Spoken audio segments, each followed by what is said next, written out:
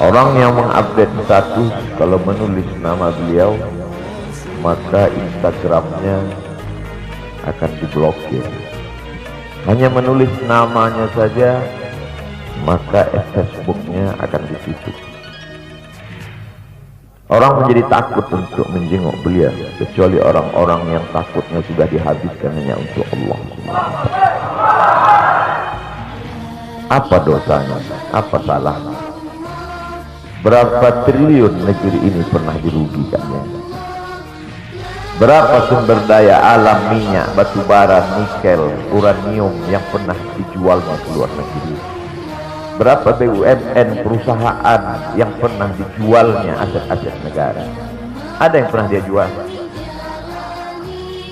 Dia hanya mengajak anak muda yang selama ini bercandu narkoba menjadi bertaubat kepada Allah. Dia hanya membangkitkan semangat anak muda yang selama ini berzina menjadi orang-orang yang takut kepada Allah.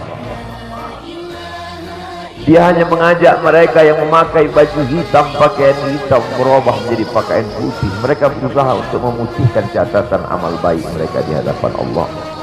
Dia hanya menyadarkan umatnya supaya sadar bahwa politik itu penting. Angkatlah pemimpin yang adil dan amanah. Dia hanya sedang mengajak umatnya supaya jangan memilih pemimpin kafir. Salahkah perbuatannya? Tidak. Dia tinggal negara demokrasi. Dalam dunia demokrasi, siapapun berhak untuk mengajak menyuarakan kebenaran. Dia tidak melawan sultan, dia tidak melawan ulil amri, dia tidak melawan siapapun. Dia hanya melawan ketidakadilan. Andai engkau orang alim, andai engkau hafal kitab, andai engkau mengerti kitab kuning, banyak ilmu, tapi ada kebencianmu kepada ahli bait Rasulullah SAW, hilang keberkahan hidupmu. Andai engkau punya derajat seperti seorang wali, andai engkau diangkat Allah sebagai wali, maka jatuh derajat kewalianmu hanya karena kebencianmu kepada ahli bait. Apa kata Kiai Haji Maimun Zubair?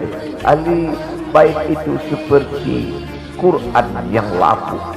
Andai ada ahli bait itu yang nakal, yang jahat sekalipun, dia tetaplah seperti Quran yang lapuk. Quran yang buruk, andai titiknya sudah tidak ada lagi, tak akan mungkin kau akan buang. Kau tetap juga akan jaga dia, kau akan cium dia. Kenapa? La yamassuhu illal mutahharun. Allah yang mensucikan. Seorang sahabat Nabi disuruh membuang air bekas daripada bekam Rasulullah SAW. Buanglah ini, kata Rasulullah. Lalu kemudian beliau pergi ke belakang. Setelah itu dia datang lagi menghadap Rasulullah SAW. Rasul tahu apa yang dia lakukan, karena Nabi dapat wahyu, Nabi terbuka hijab. Tapi Nabi ingin bertanya kepada dia. Bukan Nabi tidak tahu, Nabi tahu, diberikan Allah pemberitahuan. Nabi ingin memberitahu siapa yang tidak tahu. Kemana darah bekam tadi kau buat? Kata Nabi, ku minum ya Rasulullah. Mengapa engkau minum? Karena aku tahu bahwa darah yang mengalir dalam diriku membuat aku haram tersentuh api neraka.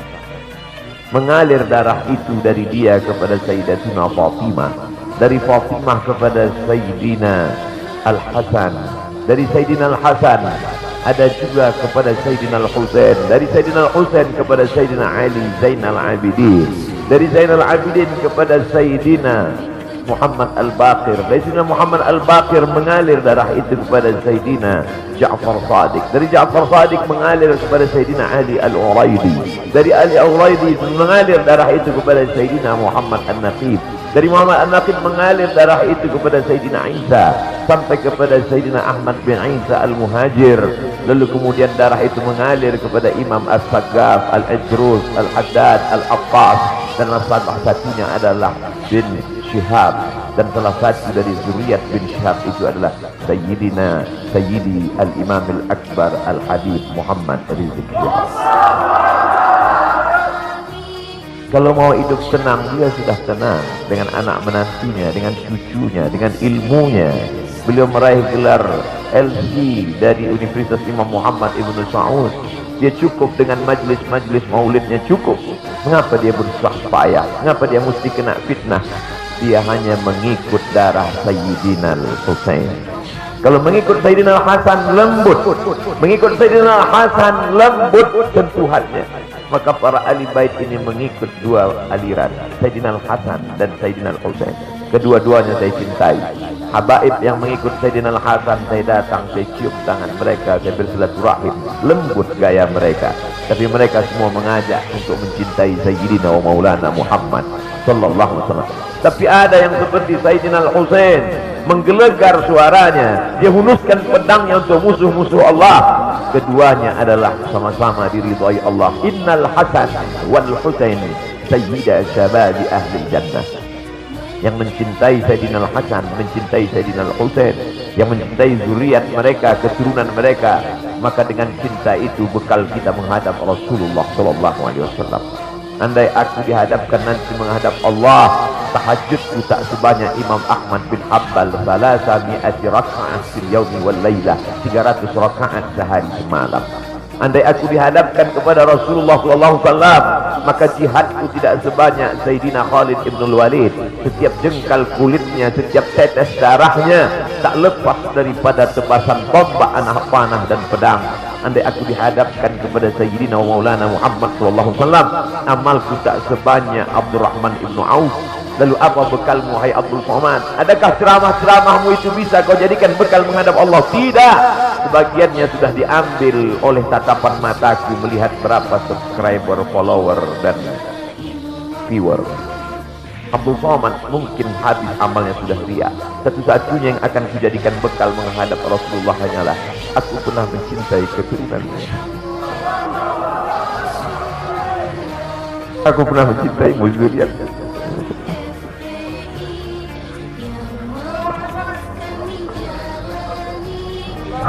Wahai para pelaku pembuat dosa, wahai para pezina, wahai para peminum khamar yang belum bertaubat, kalau kalian belum sanggup untuk berbuat baik, kalau kalian belum mampu untuk beramal saleh, paling tidak jangan kalian sakiti zuriat Rasulullah. Jangan kalian keluarkan kata-kata, jangan keluarkan kata-kata fitnah. Bagaimana kalian akan menghadap Rasulullah? Bagaimana kalian akan menghadap Rasulullah? Pada saat itu seluruh umat berkumpul menghadap Nabi Adam alaihissalam. Kami tidak sanggup berdiri di padang mahsyar ini, wahai Adam.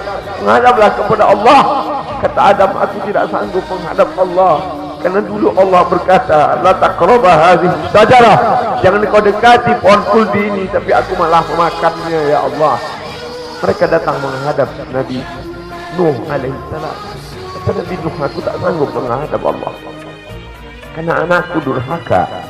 Sa'awi ila jalalin ya'simuni minal ma', aku akan naik ke atas bahtera perahu yang bisa menyelamatkan aku dari air.